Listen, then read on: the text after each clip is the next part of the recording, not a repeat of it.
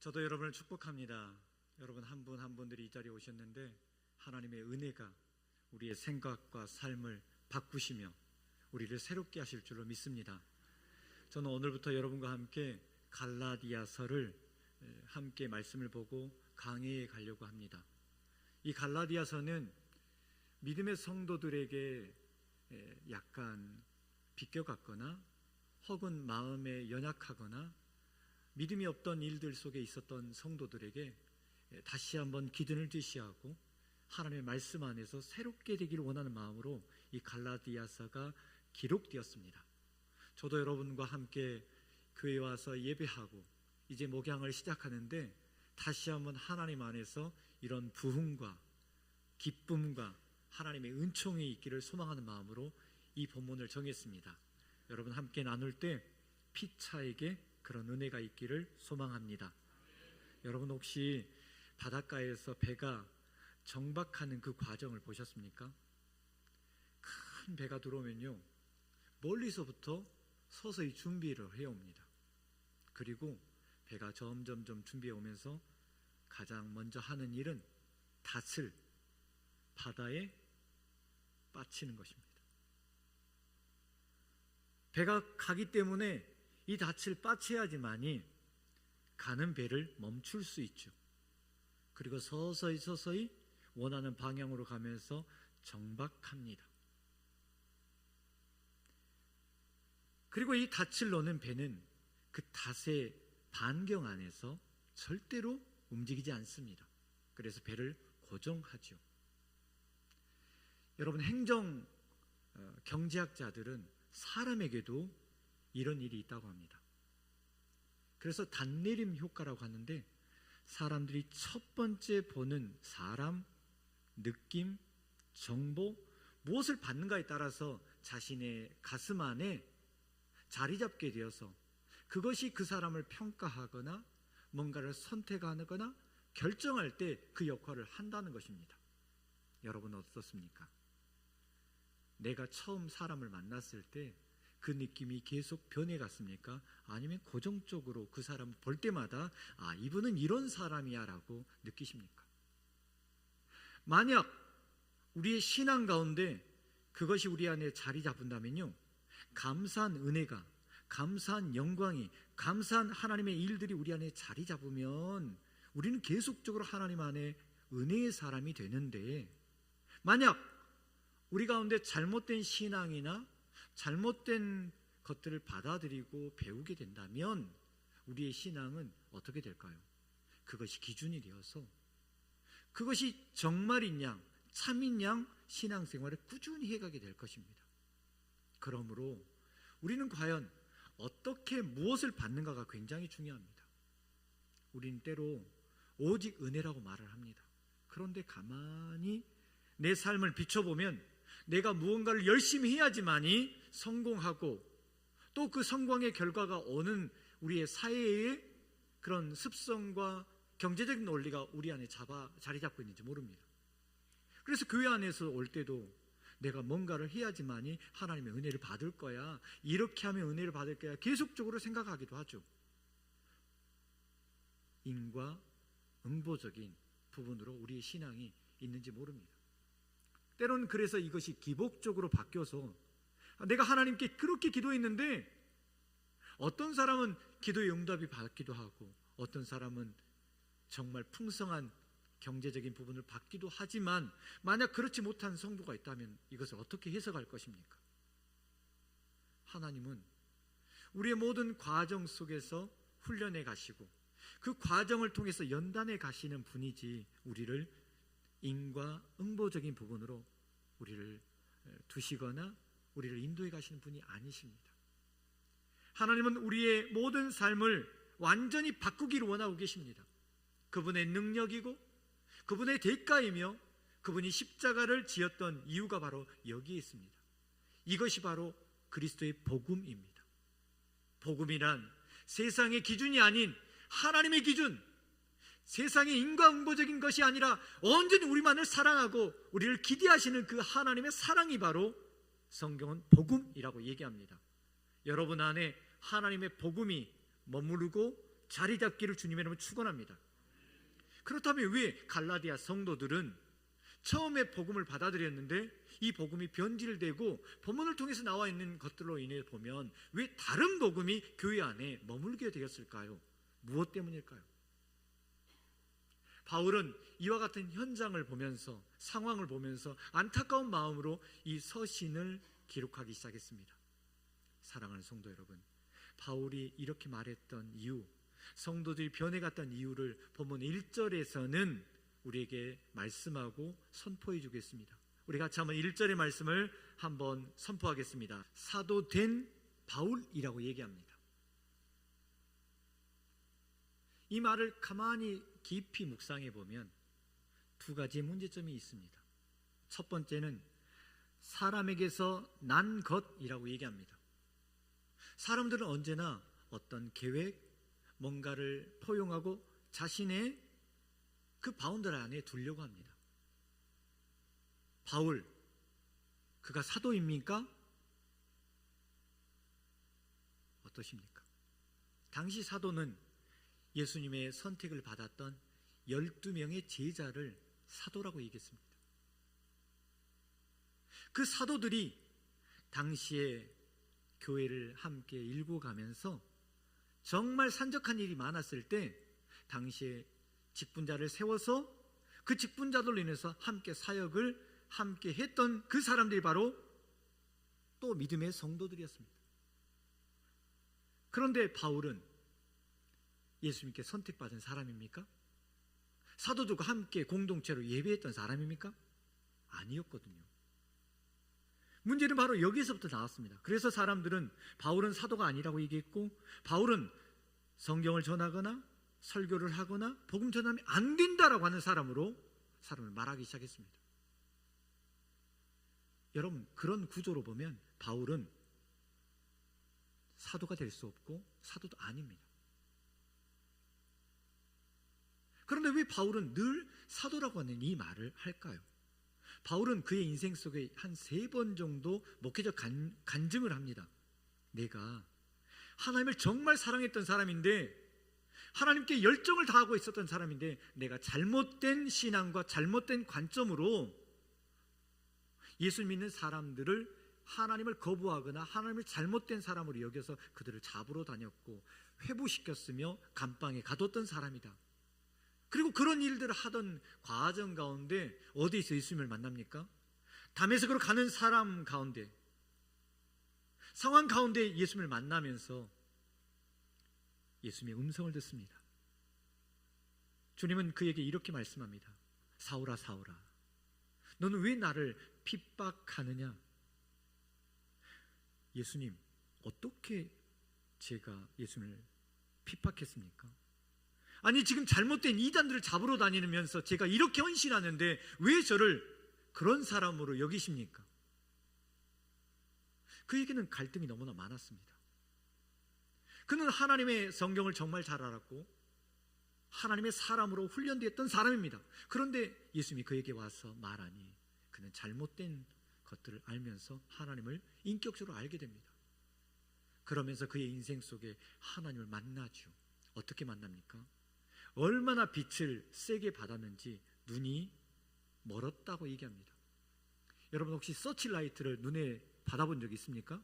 운동을 하거나 혹은 자동차로부터 받으면 눈이 갑자기 안 보여요. 아무것도 안 보여요.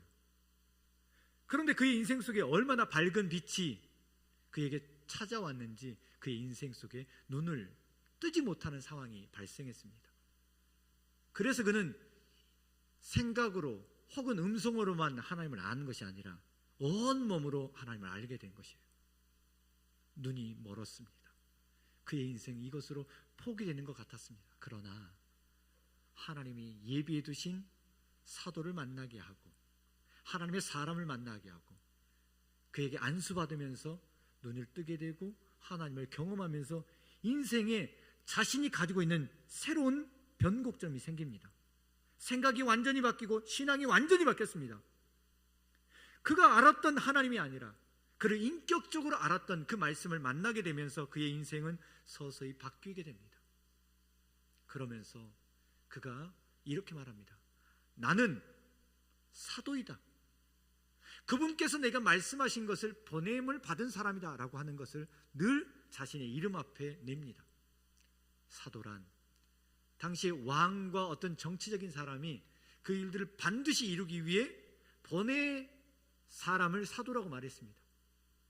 그러니 그는 하나님께로부터 받았던 사랑을 알고 영혼을 알고 그를 통해서 자신과 같은 잘못된 신앙, 형식적인 신앙을 가지고 있던 사람들에게 가서 말씀을 나누는 사람으로 변화되기 시작했습니다. 하나님의 말씀을 받았던 그 일들을 가지고 그 앞에 사도라고 하는 이 말을 항상 댔습니다. 제 앞에는 목사 신유민이라고 되어 있습니다. 목사란 가르칠 사가 들어 있습니다. 하나님의 말씀을 가르치고 하나님의 말씀을 나누는 사람입니다. 때로는 목회자라고 얘기하기도 합니다.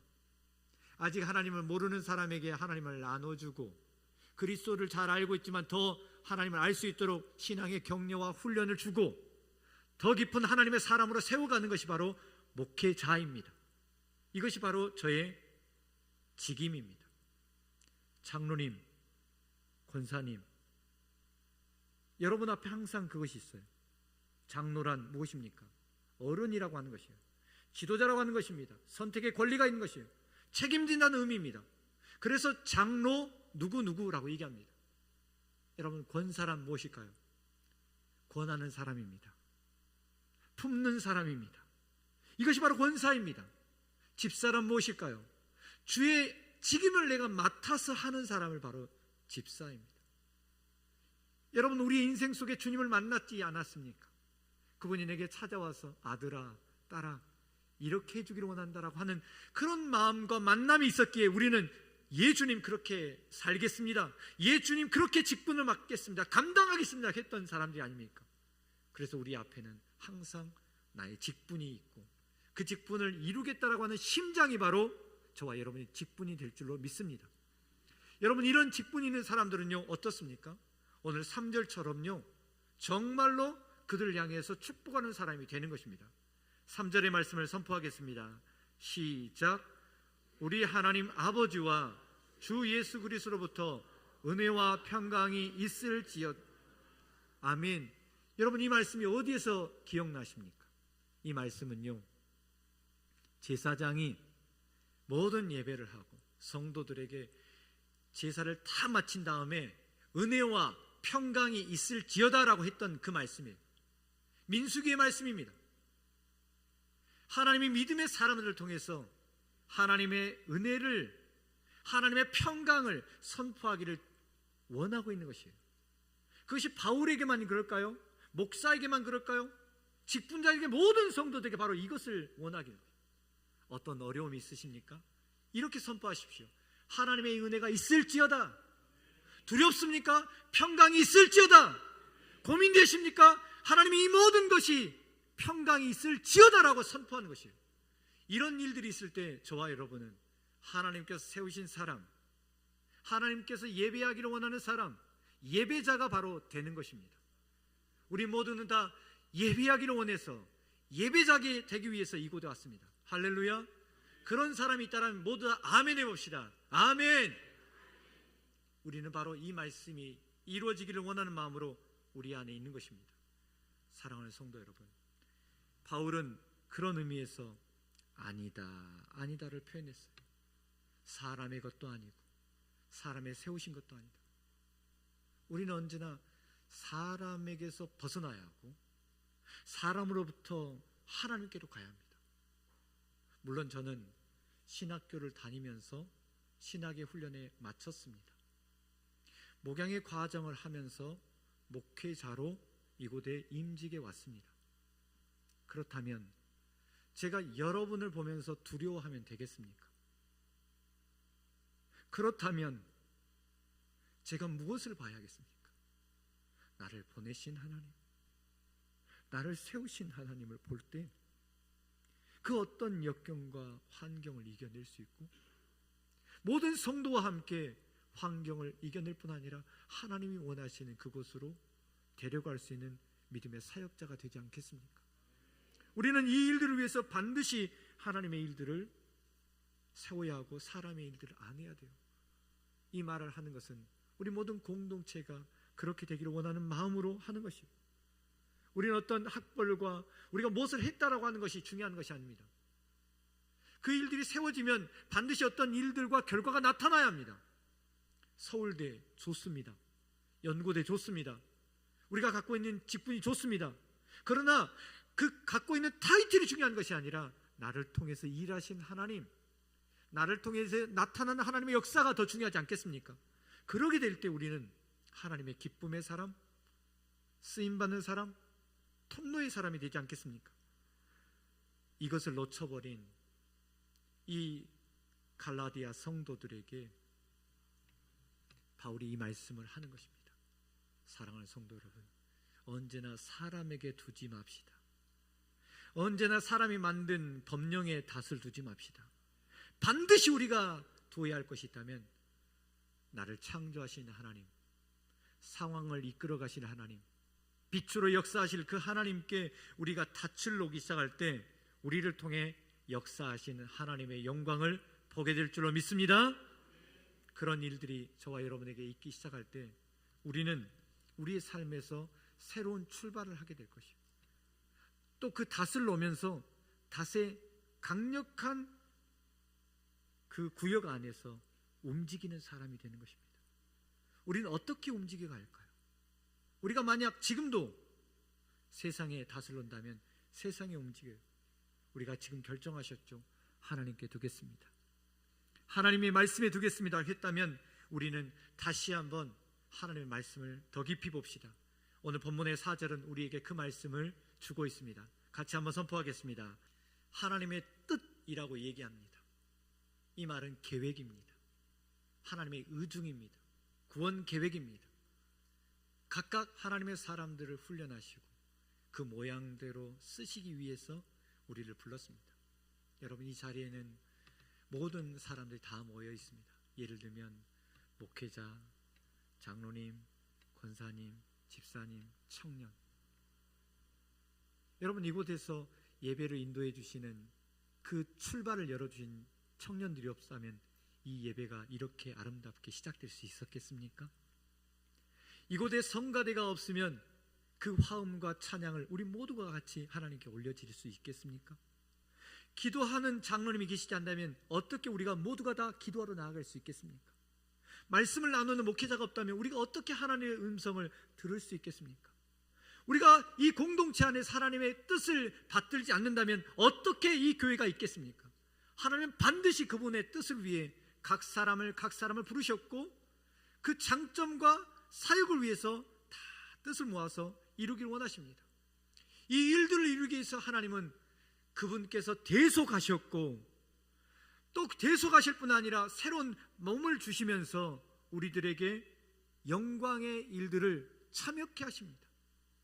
주님은 구약에 있는 출애굽의 사건을 몸소 어린 양으로서 십자가에 달려주시면서 그 피를 알고 그 은혜를 알고 그 은혜가 내게 올 때, 그 보혈이 내게 올 때 모든 죄 가운데 사함이 있는 믿음의 성도들에게 단번에 제사하면서 그 일들을 영적 출애굽을 새롭게 시작하셨습니다. 우리는 그 예수 그리스도를 믿는 사람입니다. 할렐루야. 우리는 그 예수 그리스도를 따라가는 사람입니다. 할렐루야. 그렇다면 우리는 매주마다 지금 복음의 여정을 마치 광야의 한 걸음 한 걸음을 해가고 있습니다. 광야를 갔던 시간 속에 하나님의 은혜가 있었습니까? 없었습니까? 은혜가 있었는데요, 또 동시에 불평이 있었을까요? 없었을까요? 가슴앓이 하는데 있었어요. 이거 없어요, 저거 없어요. 여러분, 이 광야 학교를 지나갔던 사람은 몇 명이나 됐을까요? 졸업했던 사람은 몇 명이나 됐을까요?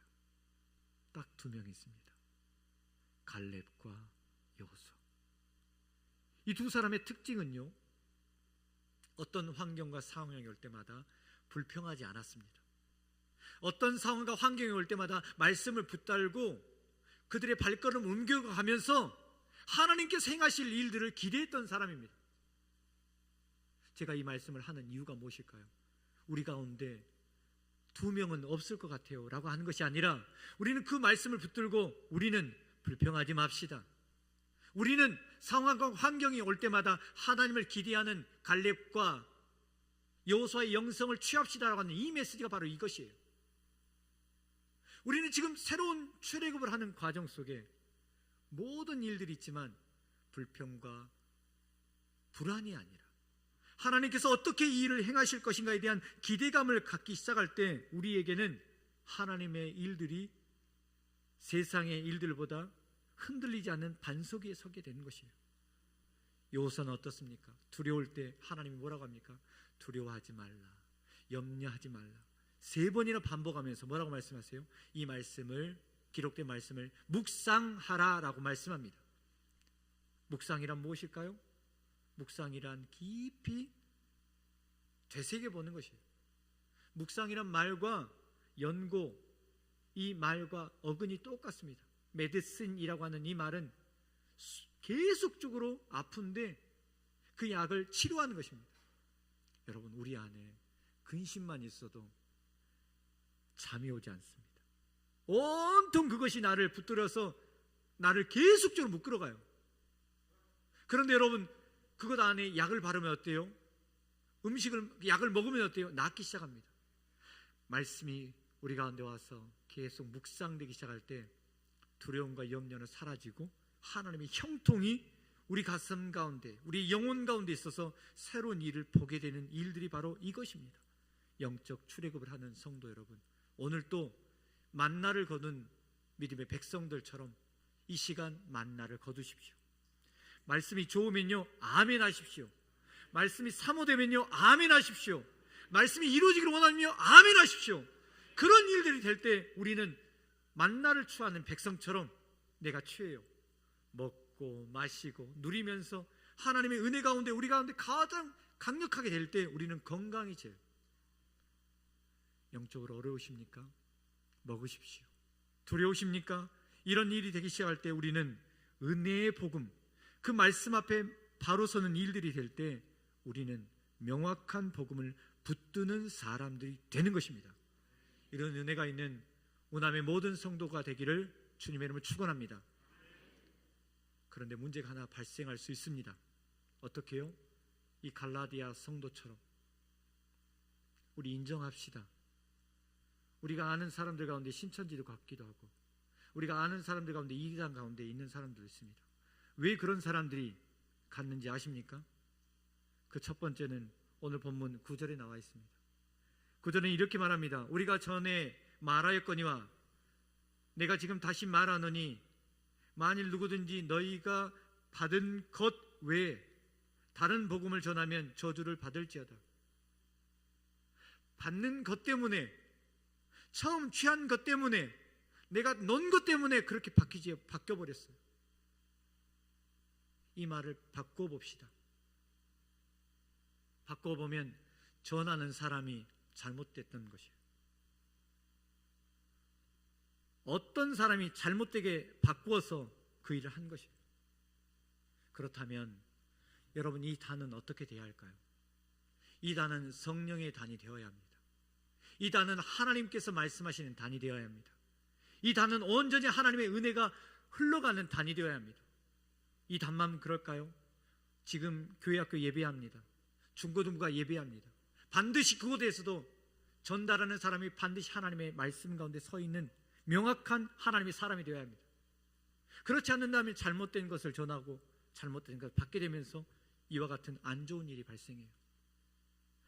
여기에도요, 이 사람들도 처음에는 하나님의 은혜를 받았던 사람이에요. 하나님의 공의를 알았던 사람이에요. 성경을 알았던 사람이에요. 그런데 하나님을 알아가는 것을 멈췄고, 은혜가 오는 것이 멈췄고, 기도하는 것이 멈췄던 일들, 이 사람들 때문에 이 사람들이 이단으로 가기 시작했어요. 처음에는 그들이 그런지 몰랐어요. 그런 의미에서 보면 우리는 말씀을 전하는 사람, 목회자의 한 사람으로서, 교사의 한 사람으로서 굉장히 조심해야 합니다. 끊임없이 말씀을 사모하십시오. 끊임없이 말씀을 연구하십시오. 끊임없이 말씀을 내 안에 두십시오. 그렇게 되기 시작할 때 우리는 하나님의 말씀이 우리 안에 있는 것이에요. 역사는 어떻게 드러날 수 있을까요? 끊임없이 기도하십시오. 기도 외에는 다른 것이 나타나지 않는다고 했어요. 여러분, 수요 기도회로 찾아오십시오. 금요 기도회에 오십시오. 그래서 하나님께서 우리에게 주시는 말씀을 들으십시오. 어떻게 원하시는지, 무엇을 원하는지, 하나님의 역사가 어떻게 드러나는지를 보시기 시작할 때 우리는 말씀이 내 마음 가운데 머물고 성령이 내 가운데 일하실 뿐 아니라 우리의 전 삶을 이끌어 가시는 하나님의 역사를 보기 시작할 때 우리는 그때서야 바로 성령에 붙들리는 사람이 되는 것입니다. 바울은 이런 의미에서 오늘 본문에서 뭐라고 얘기합니까? 10절의 말씀을 통해서 그는 그의 모든 사람들에게 선포하고 있습니다. 우리 같이 한번 이 말씀을 선포하겠습니다. 이제 내가 사람에게 좋게 하랴, 하나님께 좋게 하랴. 그리스도의 종이라고 하는 이 단어에 밑줄을 긋시다. 그리스도의 종. 사람들은 항상 누군가로부터 지령, 명령, 생각 받습니다. 그리고 나서 선택을 하고 결정을 합니다. 모든 사람들이. 권력을 따르는 사람은 권력가 앞에 가고, 돈을 바라는 사람들은 경제의 앞에 가서 듣습니다. 하나님은 이 땅을 모두 다 창조하시고 금도 내 것이고 은도 내 것이라고 하는 하나님의 경영 원리를 우리에게 주셨습니다. 우리가 지금 해야 할 것이 있다면 하나님의 말씀을 듣고 그분의 말씀을 따라가는 종 되어야 합니다. 그런 종이 될 때 우리는 사람에게 흔들리지 않고 하나님이 기쁘게 하는 그런 사람 되지 않겠습니까? 바울이 이 말씀을 하면서 믿음의 성도들을 마지막으로 격려하고 있습니다. 저도 이 말씀을 통해 마지막으로 격려하고 싶습니다. 그리스도란 메시아입니다. 구원자입니다. 우리의 삶에서 구원을 바라지 않습니까? 우리의 삶에서 그 모든 일들을 출근하고 새롭게 되기를 원하지 않습니까? 그런다면 우리는 지금 하나님의 말씀을 듣고 그 말씀을 내 가운데 새기고 판단하고 자리 잡아야 합니다. 세상에 닷을 놓을 것이 아니라 지금 하나님의 말씀 앞에 닷을 놓기 시작할 때 우리는 흔들리는 사람이 되지 않고 복음의 말씀은 날마다 찾아오는 사람이 될 것이며, 기쁨이 되기 시작하면 날마다 그 기쁨을 나누는 사람이 될 것이며, 그 일들을 통해 성도를 통해 하나님의 나라가 확장되는 일 가운데 쓰임받지 않겠습니까? 사랑하는 성도 여러분, 그런 사람 되어서 오늘 본문의 3절처럼 어느 곳에 가든지 축복하는 믿음의 사람이 되기를 소망합니다. 우리 같이 한번 3절의 말씀을 다시 한번 선포하고 이 한 주 동안 주여 나를 이렇게 또 어둠에 있는 일들 가운데 역사하는 사람으로 사용하여 주시옵소서라고 하는 간절한 믿음을 담아 우리 같이 한번 이 말씀 한번 읽고 같이 함께 기도하도록 하겠습니다. 선포하겠습니다. 3절의 말씀입니다. 은혜와 평강이 있기를 원하노라. 아멘. 사랑하는 성도 여러분, 이 한 주 동안 하나님 나를 은혜를 평강을 선포하는 믿음의 사람으로 사용하셔서 그런 일들을 보게 할 뿐 아니라 하나님의 영광을 드러내게 해 주시옵소서라고 우리 같이 함께 기도하겠습니다. 하나님 아버지, 믿음의 사람으로 서게 하여 주시옵소서. 믿음의 교사로 서게 하여 주시옵소서. 믿음의 목사로 서게 하여 주시옵소서. 믿음의 목회자로 서게 하여 주시옵소서. 어느 곳에든지 하나님의 은혜를 선포하는 사람 되게 하여 주셔서 모든 어지러움들이 하나님의 은혜 가운데 새롭게 창조되게 하여 주시옵소서. 모든 두려움들이 하나님 안에서 평강이 되게 하여 주시옵소서. 교회에 산적한 일들이 너무나 많습니다. 주여 우리의 입술을 열어 이 모든 것들이 하나님 안에서 평지가 되게 하시고 모든 가정들이 하나님 이렇게 평강에 임하게 하여 주시고 하나님의 역사를 드러내는 모든 믿음의 사람이 될 수 있도록 하나님 우리를 불러주시고 사용하여 주시옵소서. 하나님의 거룩한 사람이 될 수 있도록 우리 모두를 인도하여 주시옵소서.